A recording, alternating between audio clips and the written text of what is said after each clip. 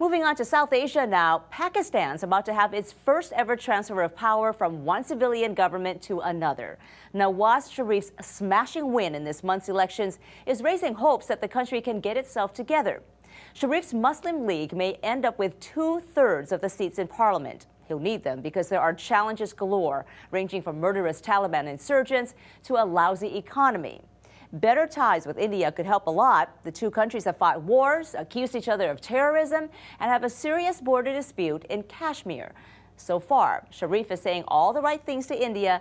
To tell us more, we asked our contributors Ajoy Bose in New Delhi and Wash Khan in Islamabad to discuss the Indo-Pakistan relationship. So I think Nawaz Sharif is seen as a sort of, could be a game changer in the relationship. Because he's seen as somebody who's a politician, somebody who's not all that close to the army, and somebody who genuinely feels that maybe the economic relationship should take precedence over every other bit of relationship, and that I think India would like. What will be his relationship with the army? He has a very tentative relationship with the army, at the moment. So there are a lot of questions about, whether he is really in control to start something as sensitive as, a new sort of relationship with India. What do you feel? He sort of wants to follow the same policy which India and China have followed, which is the trade first, talk later policy with India, that let's do business first and resolve our conflict later on. Eventually, the dollars will start to make sense and we will take it from there. On the other hand, yes, you're absolutely right. Sharif might not be totally in with the army, but as far as my own analysis of this is concerned, a few unprecedented things have happened. Nobody who has gone head-to-head with the army has ever come back in Pakistani politics. Sharif has, in a landmark elections with an overwhelming majority when it comes to the other parties. That's huge. Secondly, an unprecedented event happened a few days back. The army chief went with his hat in his hand to Sharif's house. The most powerful man in the country, the army chief, went to the house of the duly elected prime minister, who hasn't even, by the way, assumed office officially, and had a one-on-one meeting with him. Obviously, India was on the menu, and they talked, of course, about Afghanistan as well.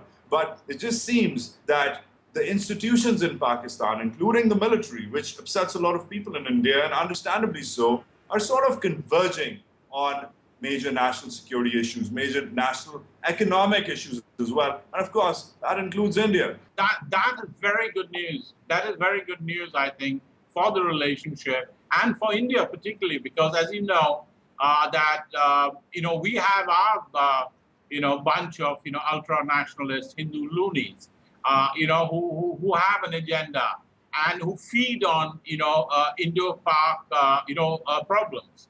I mean, any sort of breakdown of relations between India and Pakistan are a huge boon to this ultra-right-wing Hindu, groups. If indeed there is, a possibility, an opportunity to explore new avenues with Pakistan, and particularly put trade and commerce and economy, and maybe come to some kind of at least tentative truce on Kashmir and other contentious issues, I think that would also change the political landscape within India. All I would suggest, though, is on a note of caution, that if you were an Indian, I would say take it a little easy on your expectation level with Nawaz Sharif, because he's still going to be, just by habit, going to be watching over his shoulder for what the generals are thinking. But if Sharif is pushed too hard and too fast on issues like Kargil, on issues like Mumbai, ghosts of Christmases past, then I'm afraid you're looking at a situation where the convergence which I talked about, where the military and the mullahs and the politicians seem to be converging on the same issues, I think that convergence is going to break down. And we're looking at, once again, a face-off between the military and pro-Indian or pro-peace forces in Pakistan, which is disaster, with a capital D, and Delhi starts with a capital D as well. Ajoy?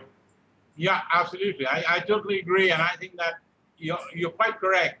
I think Indians are pretty keen to have a peaceful relationship with Pakistan. It's so wasteful, to have this enmity. But I'm glad you agree with me that I think, after quite some time, you have a fairly experienced political leader in the saddle who's seen the army, who's seen the various forces at play in Pakistan for a long time.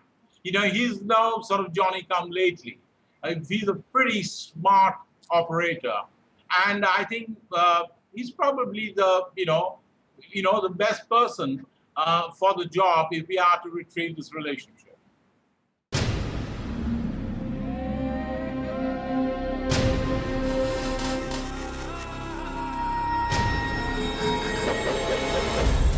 Now on U.S. airwaves, a global channel of uncompromising stories. World news, documentaries, entertainment, and culture. Link TV, connecting you to the world. For more information, visit linktv.org.